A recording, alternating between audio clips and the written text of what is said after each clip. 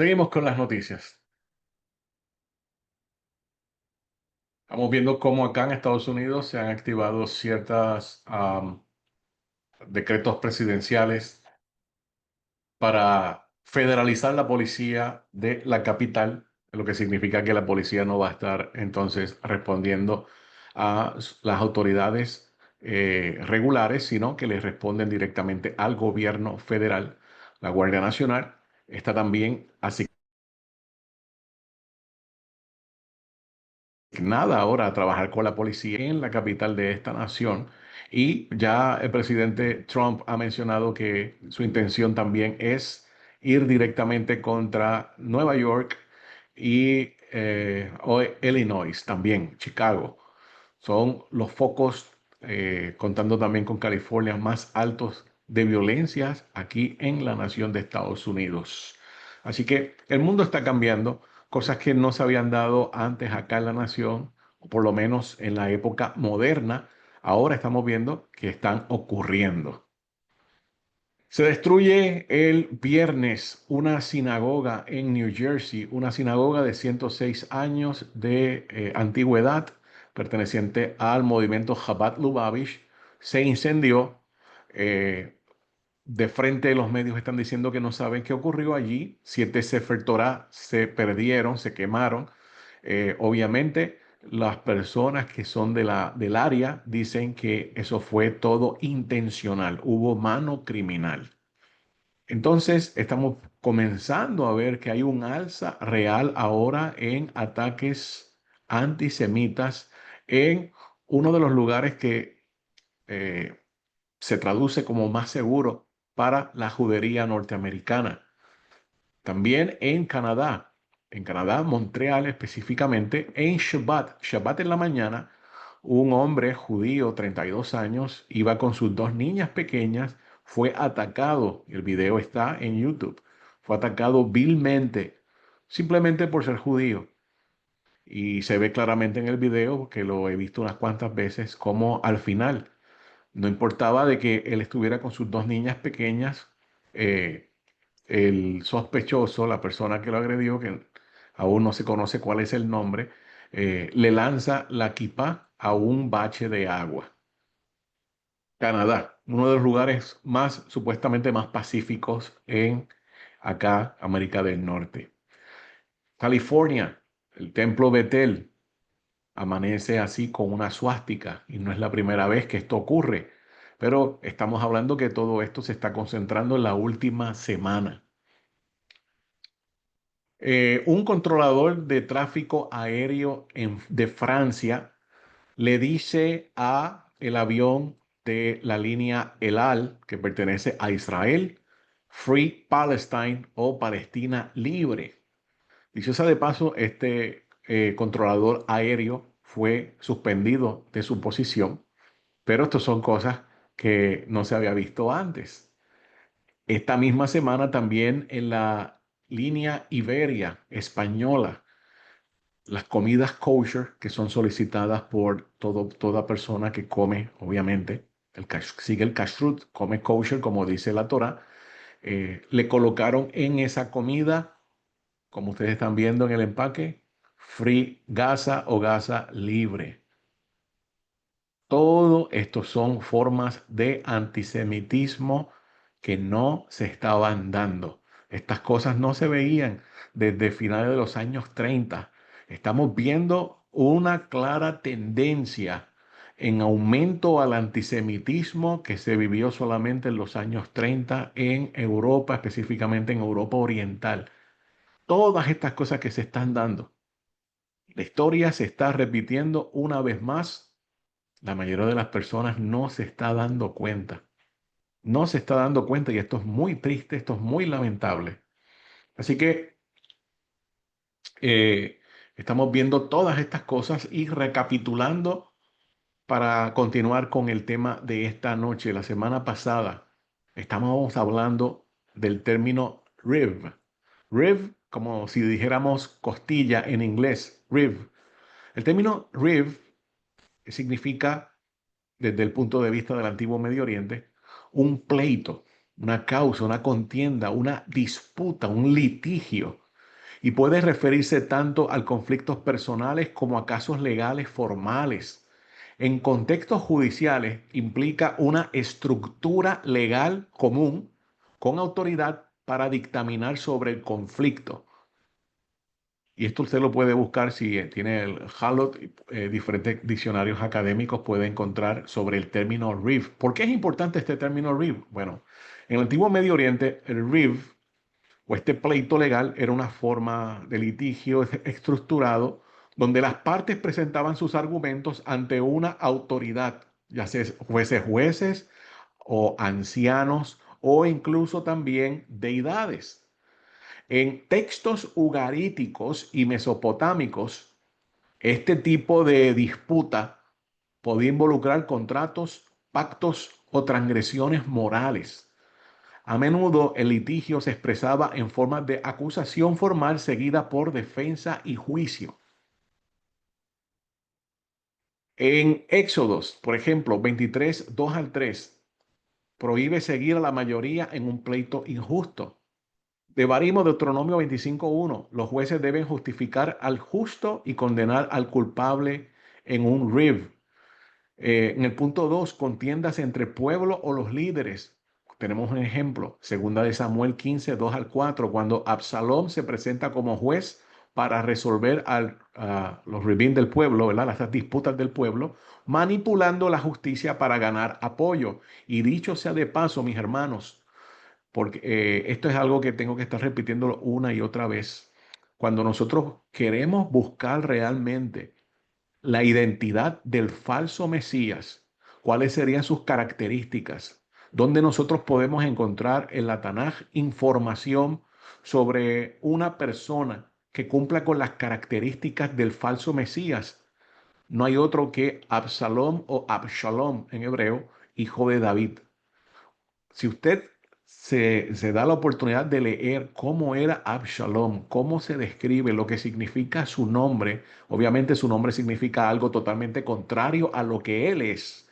Nosotros vamos a poder identificar las características del falso Mesías y si a esto le añadimos cómo es descrito el Leviatán en el libro de Job, vamos a tener una idea bastante clara de cómo debe ser esa persona, el falso Mesías en la vida de Absalom. El punto número 3 es el que nosotros nos compete, el pleito divino contra Israel o las naciones. Vamos a ver dos tipos de riv, dos tipos de pleito legal, ambos son divinos. Vamos a encontrar uno directamente de el Eterno como el juez del universo en contra de las naciones que vienen a intervenir en Israel. Y vamos a ver otro caso legal del Todopoderoso en contra de un sector de Israel. Vamos a tocar el punto de las naciones. Esto es sumamente importante. Ustedes conocen ya, porque lo han leído una y otra vez. Hashem, que es el dueño de toda la tierra, pero en específico de ese lugar tan especial llamado Israel. Le concede todo ese terreno a Israel. Todo esto está condicionado para que Israel también lo pueda administrar basado en las instrucciones que Hashem ha dado en su bendita Torah. Cuando las naciones vienen directamente en contra de lo que ha dicho Hashem, ignorándolo, no importa que ellos no conozcan cuáles son las instrucciones o cuáles son las leyes que aplican en ese caso a la tierra de Israel, asimismo están violentando lo que Hashem ya dijo. Así que nosotros tenemos que considerar, esto podrá ser muy parecido a lo que establece, yo recuerdo en mis tiempos de estudiantes, el Código Penal de Puerto Rico, que era básicamente una copia del de California, donde decía el artículo 1 del Código Penal que tú desconocer la ley no te exime de que vayas a ser penalizado. De la misma forma, que las naciones no conozcan las leyes del Todopoderoso no impide que vengan a ser penalizadas. Cuando las naciones usurpan todo ese territorio que se le ha entregado a Israel para imponer su voluntad, queriendo proclamar un Estado palestino, que dicho sea de paso, existe hace mucho tiempo un Estado palestino, y lo tienen en Gaza y lo tienen en ciertas regiones de Samaria. Cuando ellos quieren ahora imponer y dividir a Israel basado en las fronteras de 1967, para eso es importante que usted vaya y busque la historia que pasó en 1967, específicamente la Guerra de los 6 días. ¿Cuánto tenían los árabes en ese momento? ¿Qué pasó con Israel? ¿Cómo Israel entonces, en una guerra, obviamente ganas una guerra, te quedas con el botín? El botín era toda esa región que de 1967 en adelante pasó a ser parte de Israel. Los palestinos, los famosos palestinos, que no se llamaban palestinos antes de 1964,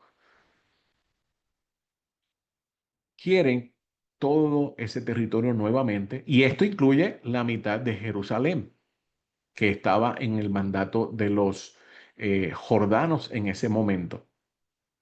Todos ellos, todas las naciones, ahora está Australia, Nueva Zelanda, Reino Unido, Francia, Irlanda, muchos países que son realmente países avanzados, Dinamarca, etcétera, todos ellos en contra de Israel y queriendo usurpar todo ese territorio. ¿Qué va a ocurrir con todos ellos? Obviamente el Rey del Universo va a intervenir. Entonces, el pleito divino. Aquí, el Rib se convierte en una acusación, y es una acusación profética que le vamos a ver, donde Hashem actúa como demandante. Y la vemos en Miqueas o Mica 6:2, donde dice: Oíd, montes, el pleito de Hashem, el Rib. Elohim presenta un caso contra Israel por romper el pacto. Jeremías 25:31, el rib de Hashem saldrá como las naciones, juicio divino por injusticia. Isaías 41:11, Elohim promete defender a Israel contra sus adversarios legales. ¿Quién ustedes cree que va a pelear por Israel? En este caso por la casa de Judá, basado en lo que él ha dicho, como él ha levantado su mano en juramento por honor de sí mismo, de su nombre santo. Entonces, aunque vamos a decir cierto sector del Estado de Israel no esté caminando como se supone, pero Hashem honra lo que ha hecho, lo que él ha dicho, y también todos aquellos que siguen en convenio. Se nos olvida algo, se nos olvida que la casa de Judá sigue estando en convenio. Entonces es importante nosotros poder entender que todas estas naciones, en este tiempo que estamos viviendo, porque todo esto están buscando de que ellos lo quieren proclamar para el mes de septiembre, que es donde viene específicamente el tiempo de Rosh Hashanah o el día del juicio. No sé si ustedes van comprendiendo la magnitud de todos estos eventos, porque no es solamente venir a apropiarse ilegalmente o a usurpar un territorio que no le pertenece en una fecha tan clave como lo es el tiempo, primeramente de retorno, de Shuvá, los días de arrepentimiento, y luego inmediatamente entra el día del juicio, o el día del trono, o el día escondido, o el día del nublado, o el día y la hora que nadie sabe, o el día de las trompetas. Todo eso, como ya ustedes conocen, han escuchado diferentes nombres para el mismo día, que no son 24 horas, estamos hablando de 48 horas. Y luego vendrá el desenlace, luego vendrá el veredicto del gran juez con su tribunal celestial, donde el mayete va a estar sonando y se va a estar leyendo ese veredicto en la culminación de Rosh Hashanah, que será 10 días más tarde, en el día de Yom Kippurim, para ver entonces a finales de Sukkot, en Simchat Torah específicamente, según lo que establece la tradición de nuestros sabios, nos vamos a dar cuenta qué fue lo que dijo Hashem, cuál fueron o cómo se pronunció el tribunal del cielo. Y eso ya entraríamos para el mes de octubre. Hermanos, tiempos sumamente importantísimos. Todas las cosas que se están dando no es solamente para que nosotros nos enteremos de qué es lo que está ocurriendo. Se supone que eso cause un cambio dentro de nosotros. Se supone que eso haga que nosotros busquemos más intensamente al Todopoderoso, que nos apeguemos más a Él como nunca antes. Seguimos en la recapitulación. El RIF, el pleito, como juicio divino contra las naciones, en textos proféticos como Amós 1, Hashem presenta uno contra las naciones vecinas de Israel por sus crímenes, incluyendo violencia contra el pueblo de Israel, casualidad, lo que estamos viendo, traición al pacto o de pactos, expansión territorial injusta. Este patrón se repite con Tiro, con Amón y otros. El juicio no se basa solo en acciones militares, sino en rupturas morales y pactales. En este sentido, apoyar una división de la tierra prometida puede ser interpretada como desconocer la concesión divina hecha de Israel, Génesis 15, 18, Deuteronomio 1, 8, romper el pacto histórico entre Hashem y su pueblo, interferir en el cumplimiento escatológico de la restauración de Israel. No sé si ustedes conocen cómo Egipto, por ejemplo, ha estado actuando últimamente. Muchas personas alegan de que Egipto tiene un pacto de paz con Israel cuando no es real. Hay un entendimiento, pero no hay un vínculo, no hay un pacto como tal. No sé cuántos de ustedes conocían que antes de que Israel atacara a Irán el mes pasado, Egipto había movilizado gran cantidad de armamento a la frontera con Israel y estaba allí esperando para saber qué iba a ocurrir. Cuando Egipto se dio cuenta que Israel estaba ganando ampliamente toda esta incursión militar en Irán, ellos tuvieron que retirarse. Pero ahora Egipto está nuevamente hablando en contra de Israel. Egipto está confabulada con Turquía, confabulada con otras naciones, porque tampoco quieren aceptar a sus hermanos musulmanes que son estos palestinos. Así que hay muchas cosas que están ocurriendo y muchas personas que están alegando de que no, Egipto no va a hacer nada, Egipto es aliado de Israel, igual que Jordania es aliada de Israel. Jordania también está hablando de qué hacer en contra de Israel.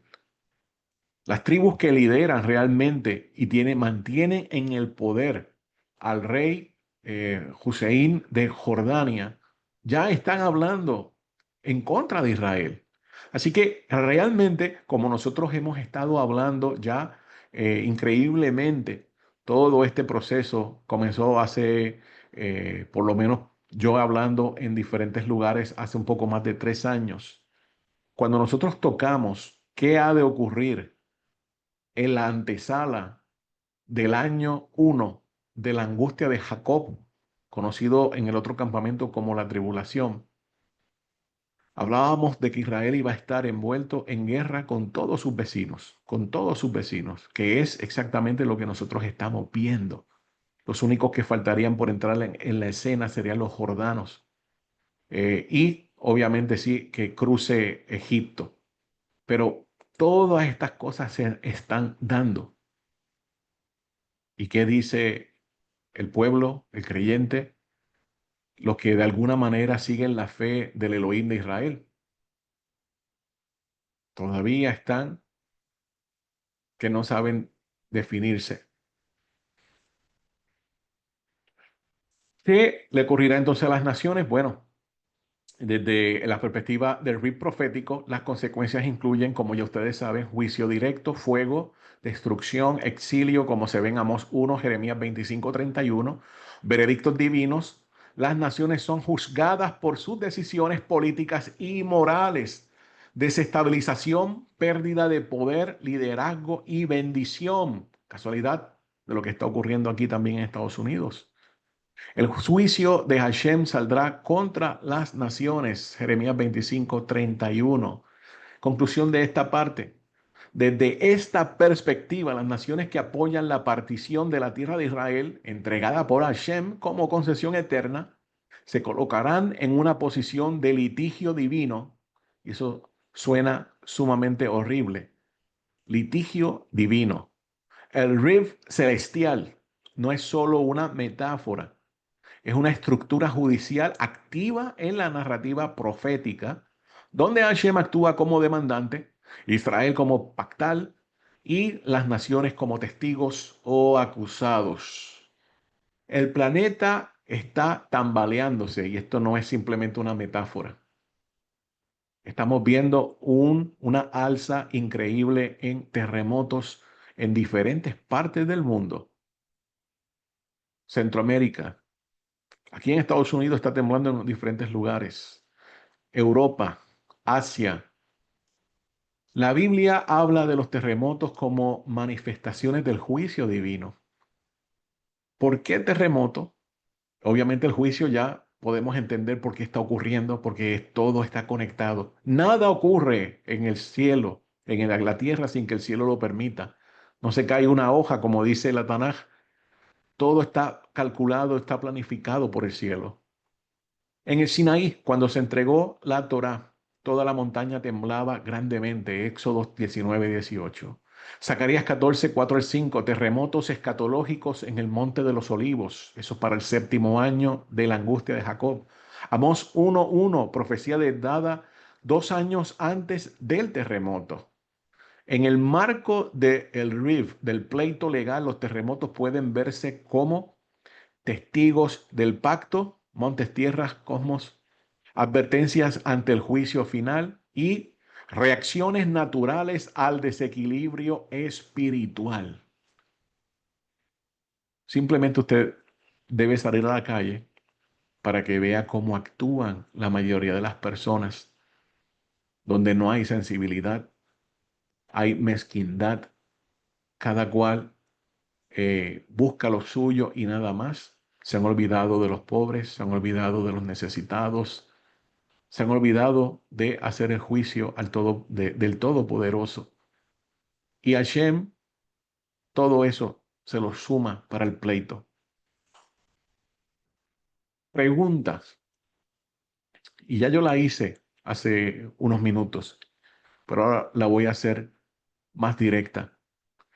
Y los que profesamos de alguna forma de fe al Elohim de Israel, ¿se nota algún cambio? Veamos las palabras de nuestro Santo Maestro Yeshua. Las parábolas de las 10 vírgenes. 10 vírgenes que esperan al novio, el Mashiach. 5 prudentes llevan aceite extra para sus lámparas.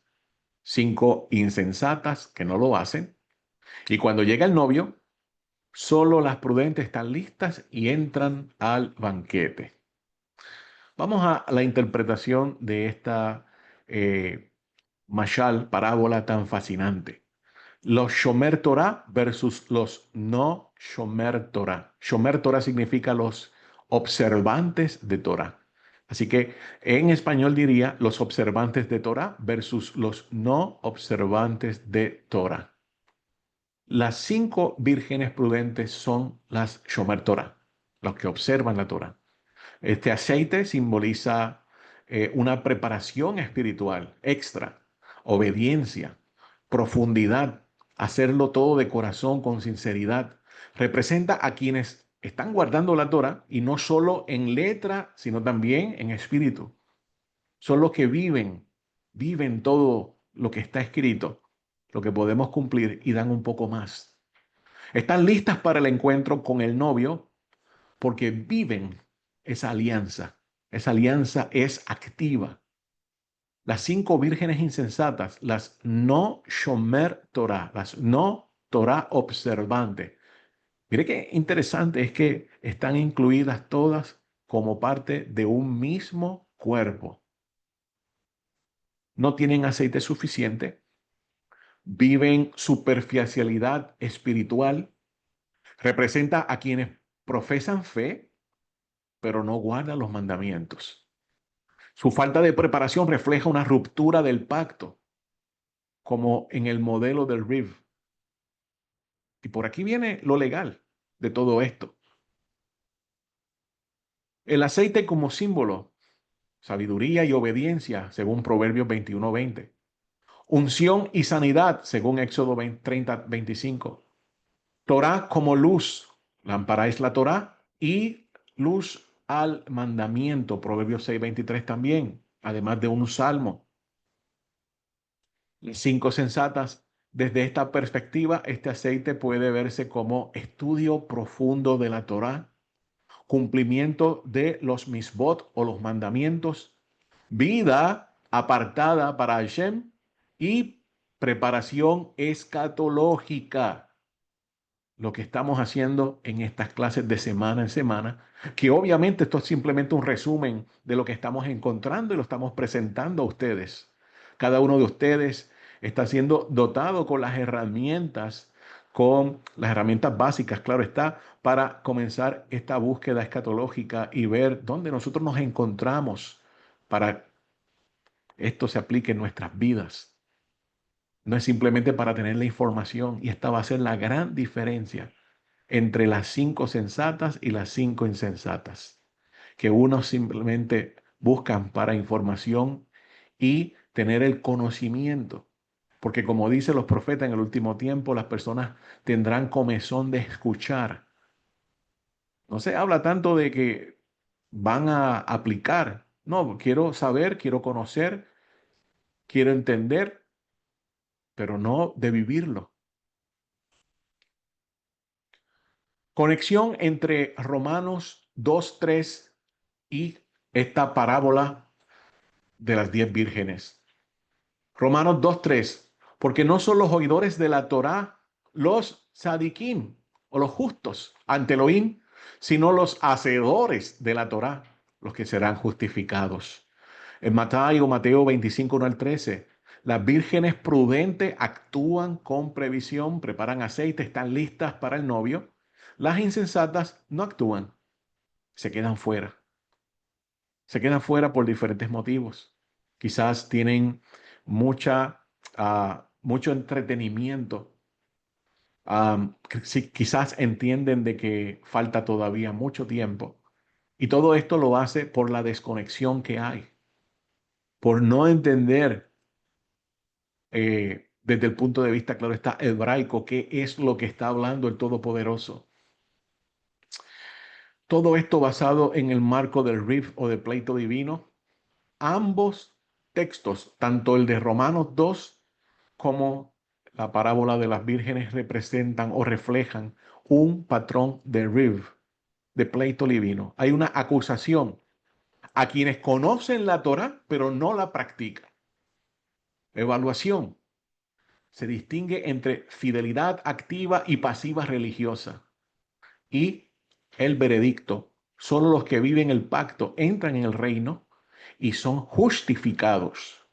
Esto muestra que la justificación no es solo una cuestión de fe abstracta, sino de vida pactal concreta, vivida en obediencia, preparación, fidelidad, que hay que pagar un precio, que hay que buscar al Eterno y no, muchas veces no desde una forma cómoda, sino que nosotros tenemos que hacer la agenda, tenemos que cortar ciertas actividades que no es que significa que sean malas, pero nos están restando el tiempo con el Todopoderoso. ¿Cómo concluimos esto?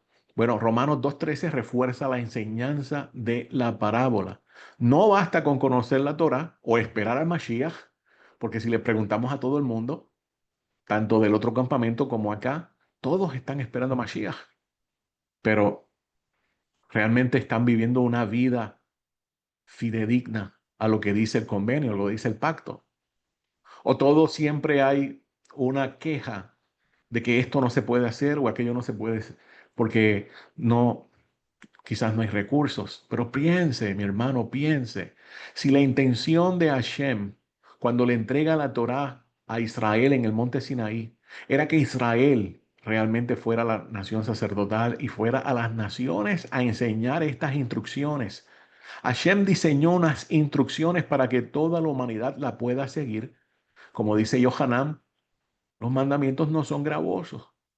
El yugo es liviano, como dice el Rabbi Yeshua. ha diseñado completamente para que el hombre pueda caminar con estas instrucciones. No es nada difícil. Tenemos que sacarnos eso de la cabeza. Los que son o los que observan la Torá, los que están esperando al Mashiach con fidelidad, estas vírgenes prudentes son los hacedores de la Torá o de la ley. Estos son los que van a ser justificados, los que van a ser declarados como sadiquins y recibidos en el banquete escatológico. Ese banquete escatológico que hemos hablado acá. Pero el novio llega. ¿Llega a dónde? Esa es la gran pregunta. ¿Dónde llega? El novio llega justamente para el banquete, recordando que antes de este banquete se efectúa la coronación en Yom Teruah. Luego del banquete, también llamado como el Hagel. El Hagel, el compartir o la reunión que también menciona Rab Shaul en Tesalonicense, primera de Tesalonicense. Vamos a ver eso. El Hagel, la asamblea del pacto, lo vamos a ver esto en Sukkot. Hay unos cuantos Hagel que se dan en el año. Según Devarim 31, 10 al 13 y las fuentes rabínicas, se celebra cada 7 años durante Sukkot en el año de Shemitah. Interesante. 7 años. ¿Cuánto tiempo dura el tiempo de la angustia? 7 años. Allí se reunía todo Israel, hombres, mujeres, niños y extranjeros. El propósito era leer la Torá públicamente, renovar el pacto y fomentar el temor reverente a Hashem. Se realizaba en el lugar elegido por Elohim, o sea, Jerusalén, evocando la experiencia del monte Sinaí. Se leía el libro de Devarim. El Hakel es una ceremonia de recordación, renovación y unidad nacional bajo la Torá.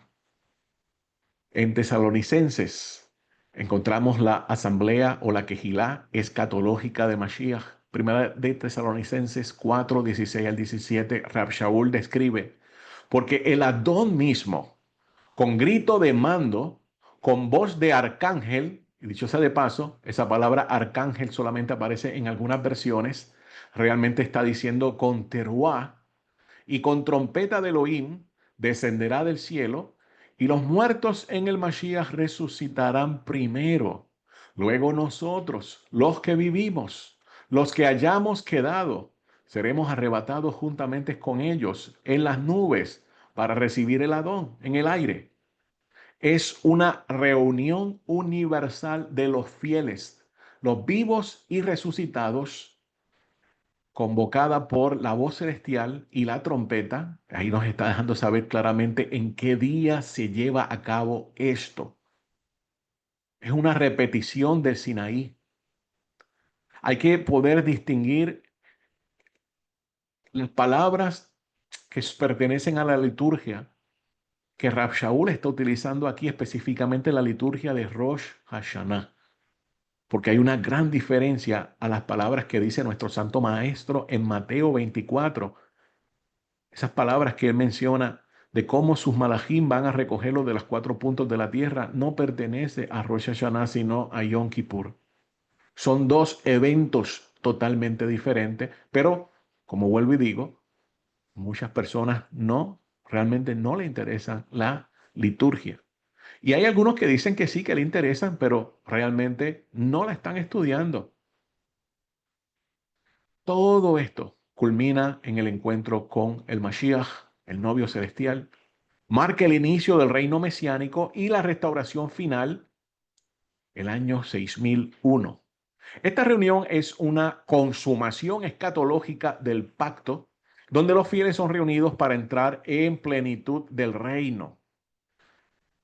Ishayahu 26:19 nos habla también del mismo evento y dice, tus muertos vivirán, sus cadáveres resucitarán, despertad y cantad moradores del polvo, porque tu rocío es como rocío de luz, y la tierra dará a luz a los muertos.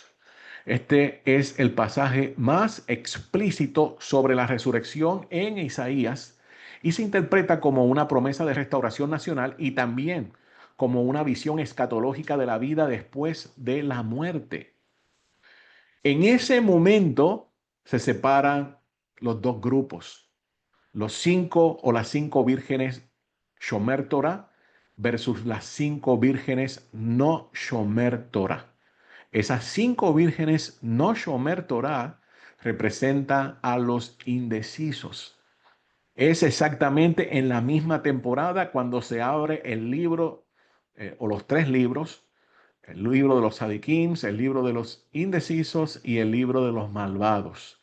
Ese libro de los indecisos, ahí comienzan a anotarse o están anotándose ya los nombres de las personas que no eran Shomer Torah, que conocían, que iban todos los Shabbat a la congregación, que escuchaban, que quizás sabían responder a la liturgia, que quizás se sentían unos días bien Torah observantes, pero no cuidaban sus pasos, sus caminos. ¿Qué dice Hashem de este grupo? Lo encontramos en Ezequiel capítulo 20, verso 33 en adelante. Dice, vivo yo, dice Hashem, el Señor, que con mano fuerte y brazo extendido y enojo derramado he de reinar sobre vosotros.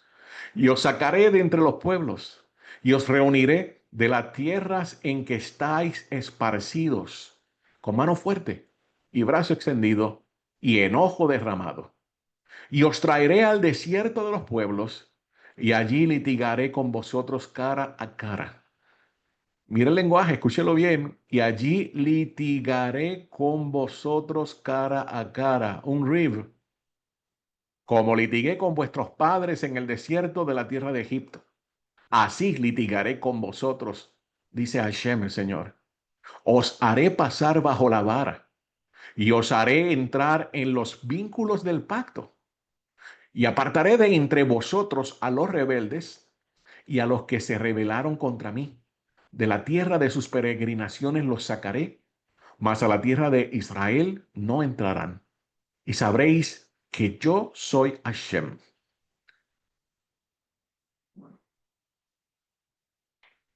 Esos indecisos, según la lectura que estamos teniendo ahora mismo, se van a dividir también en 2 bandos, en 2 grupos. Los que se convierten en Torah observantes y los que nunca dan el grado y entonces son encontrados culpables. Recuerde que cuando se utiliza este término culpables, cuando Hashem los encuentra rebeldes y los encuentra que no dan el grado, se está refiriendo a otro juicio que se le está dando. Y todo este grupo de personas va a tener, o vamos a decir, van a pasar por juicio todos estos 7 años. Cada vez que llegue Rosh Hashanah, entrarán a un juicio y se evaluará todo el desempeño del año que está terminando y comenzando el siguiente. Van a ir pasando de juicio en juicio, todos los culpables van a ir quedando tendidos en el desierto de las naciones. Entonces el grupo que va a ser declarado como justos o los nuevos Sadikims, esa es la audiencia que habla nuestro Santo Maestro en Mateo 24, los que Él va a enviar a sus ángeles para que sean recogidos todos y cada uno de ellos y llevados entonces al valle de Josafat en Jerusalén. Ambas asambleas reflejan el patrón del RIF: convocatoria divina, testimonio público, renovación del pacto, juicio y recompensa. El Hakel es una prefiguración terrenal de la reunión celestial. Ahora estoy hablando de lo que ocurre en el año 6001, iniciando el tiempo de la angustia. Los que se hacían en Jerusalén cada 7 años, se cumplirá en plenitud cuando Mashiach reúna a su pueblo para el banquete eterno. Recuerde que luego de ese banquete que se dará al inicio de la boda, también hay un banquete al 7.º año, donde tradicionalmente es a la culminación del festival de Sukkot, donde se van a estar degustando simbólicamente las pieles o la carne del Leviatán y la carne del Bejamot. Conclusión: con el RIF, con el pleito divino, el Mashiach, el novio, llega como juez del pacto. Recuerde que es el representante. Las vírgenes prudentes están en paz con el pacto. Las insensatas podrían estar en litigio divino por no haber cumplido su parte. La parábola puede interpretarse como una advertencia escatológica. Solo quienes viven en fidelidad al pacto, guardando la Torá y preparándose espiritualmente, estarán listos para el encuentro del Mashiach. Romanos 2:13 refuerza la enseñanza de la parábola. No basta con conocer la Torá o esperar al Mashiach. Hay que vivir en fidelidad activa. Las vírgenes prudentes son las hacedores de la Torá o de la ley, que serán justificados y recibidas en el banquete escatológico. El shofar, la reunión en Rosh Hashanah.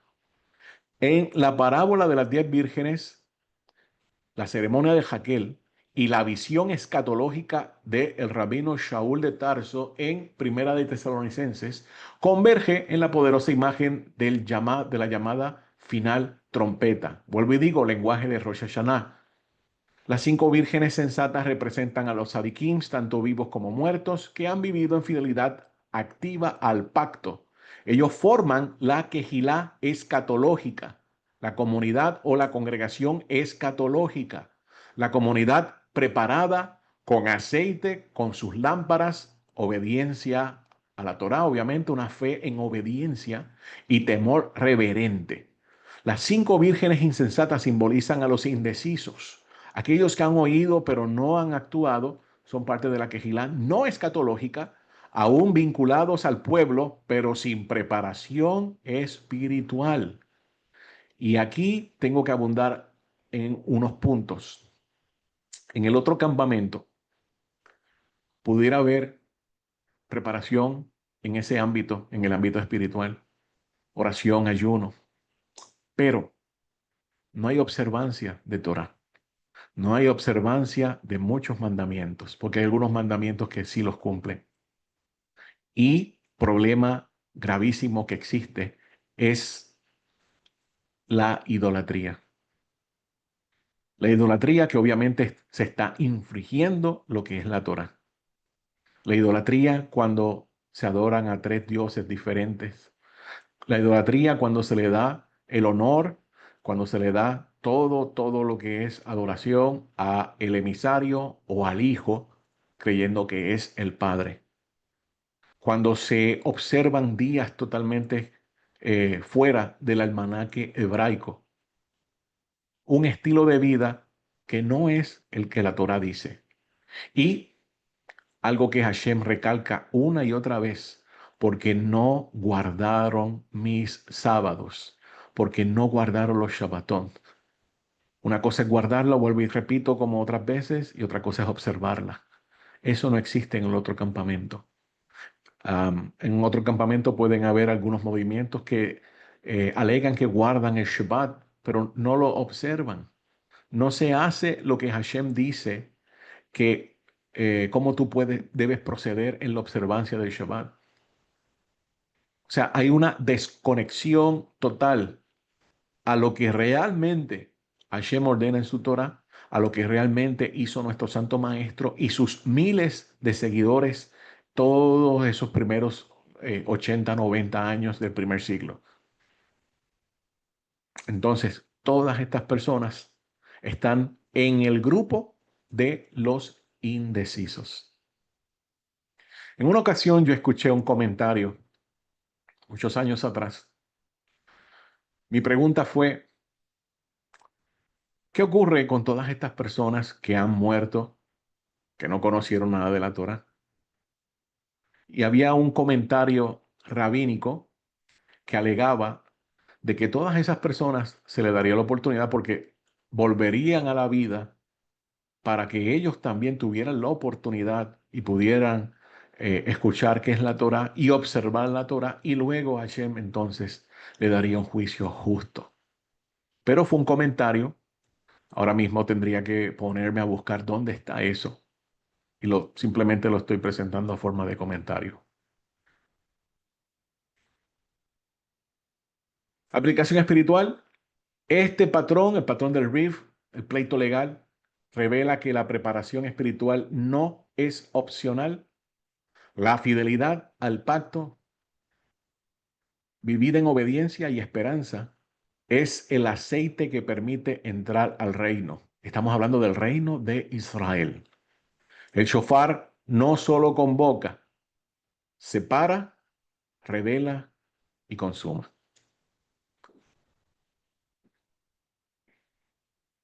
Nos encontramos en unos meses que son decisivos. Ya próximamente para de aquí a semana y media vamos a estar recibiendo ya el nuevo mes, el mes de Elul, el mes del retorno, el mes de la Teshuvá, el mes de buscar al Eterno con todas nuestras fuerzas, con todo nuestro corazón, el mes que existe la enseñanza que el rey se está despaciando por sus jardines muy temprano en la mañana y es de más fácil acceso. Por eso nosotros acostumbramos a, si madrugamos, lo hacemos todavía más.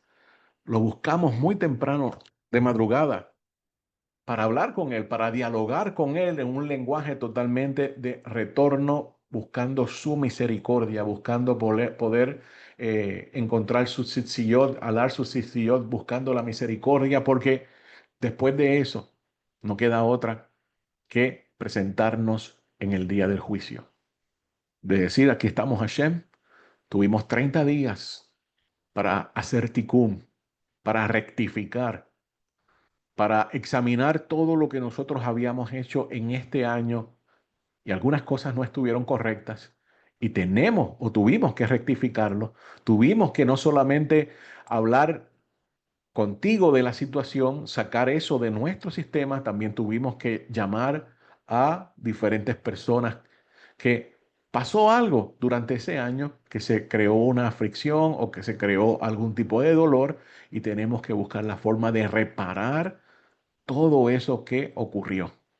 Todo lo que ocurrió, tenemos 30 días para resolverlo y luego 10 días de gracia entre Rosh Hashanah a Yom HaKippurim, que son los famosos días de asombro. Muchas cosas pasando. Por eso yo le digo que usted debe o debería colocar las prioridades. Queremos que las cosas nos vayan bien. Queremos que todo marche en salud, en orden. Tenemos ese momento que Hashem nos está dando, que nuestro pueblo siempre lo ha hecho y nosotros buscamos lo que es digno de imitar. Así que, mis hermanos, vuelvo y digo, Hashem en su infinita misericordia nos muestra a nosotros cuáles son las herramientas a utilizar que podemos hacer y no tomar ninguna de estas palabras livianamente, porque realmente el tiempo se está acortando. Y de eso nos va a hablar nuestro Rab Joseph Good la semana que viene, miércoles a las 7 de la noche. Vamos a tener una clase bien interesante, un poco diferente a lo que nosotros hacemos de jueves en jueves, donde vamos a escucharlo a él directamente.